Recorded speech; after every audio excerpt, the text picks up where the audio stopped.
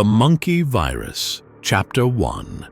The Unseen Threat. It began with a simple email, but what it contained was far from ordinary. Emily Grayson had spent countless hours in the research labs of Bellwood Research Institute, studying viruses and diseases that seemed to only exist in textbooks or the occasional late-night horror movie. Yet nothing in her years of training had prepared her for the reports she received one fateful morning. The email was short, a single sentence that chilled her to the bone. Strange cases are being reported at Bellwood General Hospital. Red skin, glowing eyes, and erratic behavior. Patients are exhibiting an intense craving for something we can't identify. Curious, Emily called the hospital immediately. The voice on the other end of the line sounded frantic. "Dr. Grayson, this is Dr. Harper from Bellwood General. You need to come down here. It's not like anything we've seen before." When Emily arrived, she saw a scene of utter chaos. Nurses and doctors were scrambling, their hands trembling as they tried to treat patients who were slowly becoming more agitated and unrecognizable. "Dr. Grayson, thank God you're here," Dr. Harper said, voice shaking. "These patients, after a day of showing typical flu-like symptoms, are mutating before our eyes. We're not sure how to handle this." Emily stepped into the examination room where the first infected individual, a young woman, was being monitored.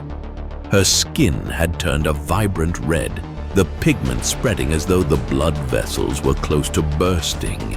Her pupils were glowing an eerie green, and her limbs were twitching unnaturally. "What did you give her?" Emily asked urgently. "Just fluids, some antibiotics," Dr. Harper responded, but his voice wavered. "Nothing worked. And this is just the beginning." Emily leaned over, her breath catching as she checked the woman's vitals. Then, just as she stepped back, the woman let out an inhuman screech. Her fingers elongated, nails turning into razor-sharp claws, and she swiped at the air as if trying to tear through something invisible. "Get her sedated!" Emily barked, but it was too late. The woman lunged toward the nearest nurse, the transformation complete. She was no longer human. "We need to know what's causing this. Now," Emily said to G, turning on her heel. "Find out everything you can about the virus. It's not a typical strain." Chapter 2. The Infected. The virus spread faster than anyone anticipated. Within hours, more cases of red-skinned, glowing-eyed patients flooded Bellwood General Hospital. And these new cases weren't just sick. They were changing into something else entirely. The symptoms followed a pattern, but it wasn't just physical. Emily's team discovered that the virus altered not only the body, but also the brain. Patients were displaying animalistic behavior. Aggression, irrationality, and unpredictable violent tendencies were becoming common. It was as if the virus rewired the human mind, slowly transforming it into a primal, alien state. One evening, as Emily reviewed the latest data in her lab, she received a troubling call from Dr. Wesson, a biologist on her team. "Emily, you need to see this," Dr. Wesson said urgently over the phone. "We found something in the blood of the infected. There's no way to describe it. It's not human." Emily rushed to the lab. There, Dr. Wesson handed her a slide, magnifying the blood sample. Her stomach twisted as she saw the strange, alien-looking cells. Cells that did not match anything in human biology. "Those aren't human cells," she said, her voice a whisper. "What the hell are we dealing with?" "We're looking at something otherworldly," Dr. Wesson said. "The viral components, some of them resemble nothing we've ever seen. These cells aren't from Earth. It's like a message. The virus isn't just infecting, they're turning into something else. The gravity of their discovery hit Emily like a freight train. This virus wasn't a mutation. It was an invasion. Chapter 3. The discovery. As the days wore on, the virus continued to spread rapidly. The media began reporting strange outbreaks in other cities. Global panic was starting to set in. Meanwhile, Emily and her team delved deeper into the virus's structure, desperately searching for a clue as to its origin and how it was transforming human beings. After days of grueling analysis, Emily made a breakthrough. The virus contained sequences of genetic material that were not native to Earth. "Look at this," Emily said, showing Dr. Wesson the data on her screen. "This sequence, it's almost like an alien language. These are not human genes. This is a message." Dr. Wesson finished for her. "It's not a virus in the traditional sense. It's an invasion disguised as an infection. And it's changing people, turning them into something alien." The realization was chilling. The virus was intentionally transforming people into something more alien. It was as if it was preparing them for something bigger. Emily ran her fingers through her hair, her mind racing. She needed to know more.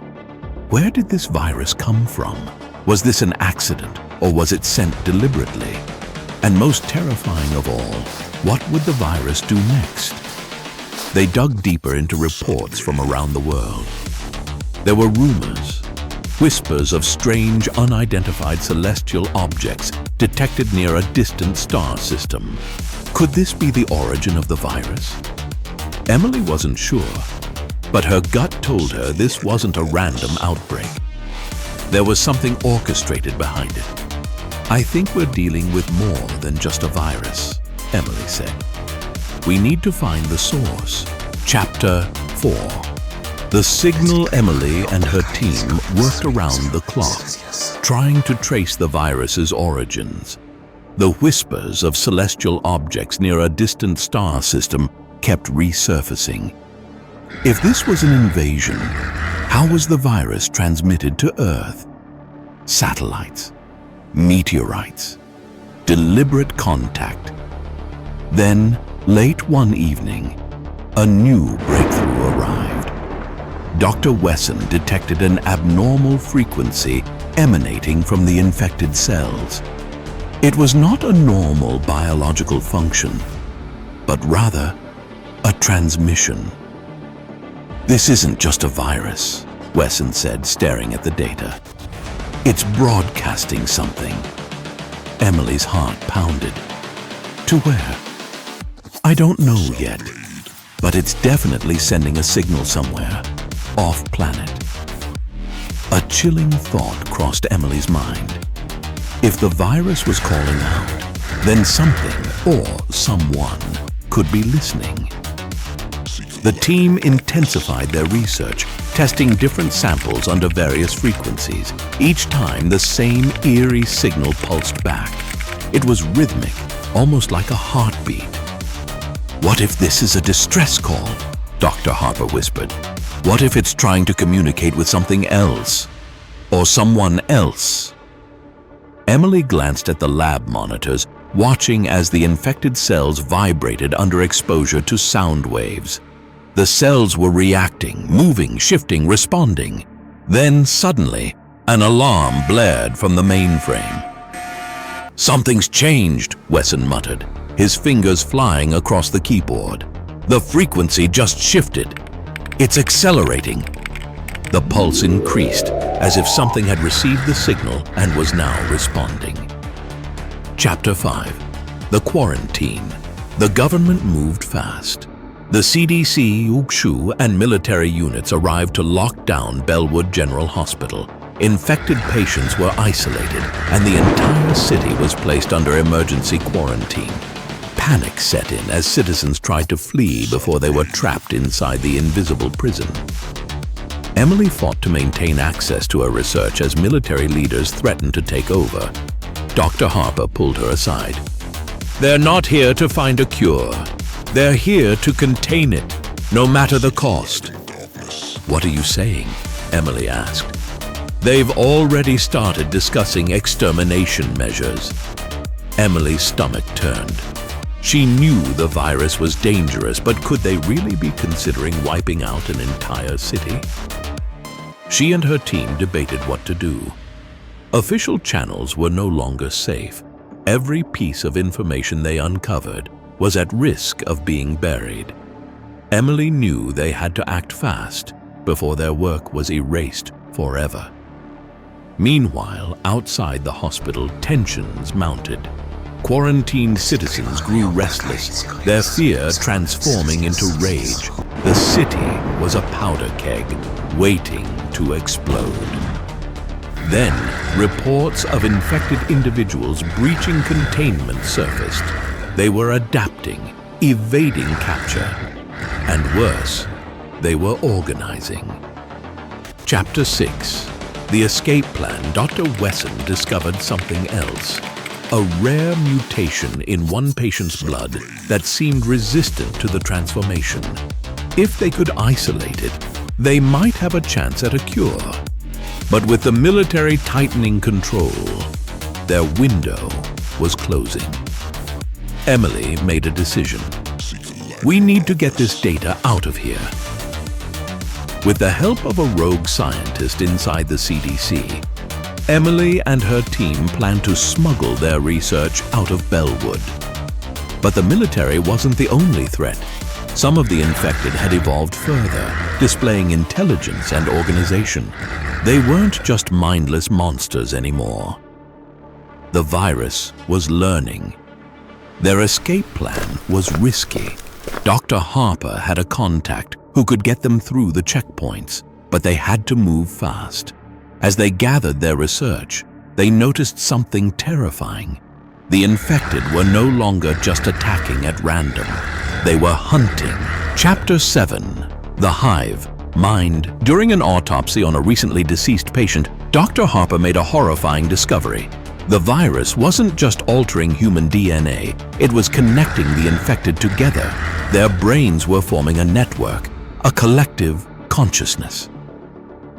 Emily gasped as she studied the data. It's a hive mind. They're communicating. The infected weren't individuals anymore. They were a single entity, moving with purpose, and their numbers were growing. Then, security alarms blared throughout the hospital. A breach. The infected were organizing an attack. They were coming for them. Chapter 8. The fall of Bellwood chaos erupted as the infected stormed the quarantine barriers. The military fought back, but for every infected person they shot down, 3 more emerged, faster and more relentless. Emily, Harper, and Wesson fled to an underground research bunker, clutching the only hope for a cure. Above them, Bellwood burned. As they barricaded themselves inside, Emily turned to Wesson. How much time do we have? He looked grim. Hours, maybe less. And then the bunker's security cameras flickered, revealing a new horror. The infected weren't just spreading within the city. Reports were coming in from New York, Tokyo, London. The virus had gone global. Chapter 9. The origin revealed. Using data from intercepted military transmissions, Emily pinpointed the possible origin of the infection, a meteorite that crashed in the Arctic months earlier. The government had dismissed it as a natural phenomenon. It didn't just crash, Emily realized. It was sent here.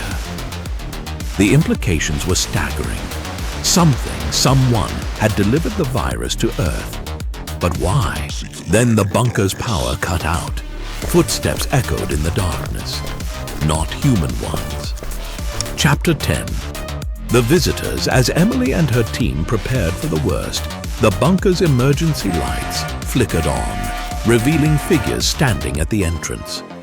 They were tall, humanoid, but unmistakably alien, the true architects of the virus.